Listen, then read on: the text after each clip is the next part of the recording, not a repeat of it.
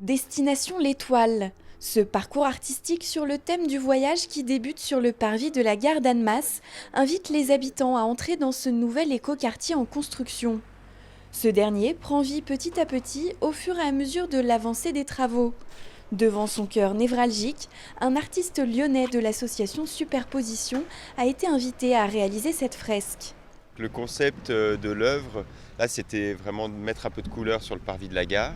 Donc j'ai repris des éléments, des signes graphiques du logo du quartier de l'Étoile qu'on peut découvrir un petit peu dans la ville. Donc il y avait des ronds sur le logo. J'ai voulu utiliser ces ronds au début et à la fin de ma fresque comme point de départ, c'est-à-dire d'un point A à un point B et d'ajouter des éléments. Donc on peut découvrir sur la fresque notamment la voie verte, des éléments graphiques qui c'est un petit peu comme un appel au voyage. On part d'un point A et jusqu'au point B, on va avoir plein d'éléments dans le voyage, c'est-à-dire des étoiles, des nuages, comme aujourd'hui il pleut, voilà, qui viennent un petit peu alimenter ce voyage-là.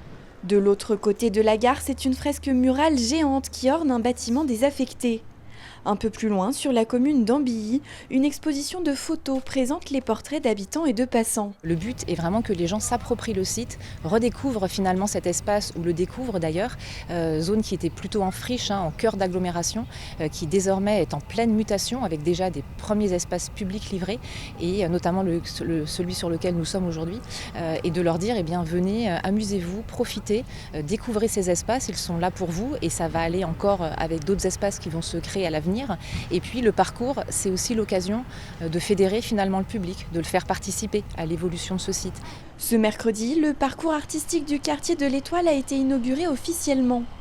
L'événement marque un pas de plus dans ce projet dont le chantier doit se poursuivre jusqu'en 2031.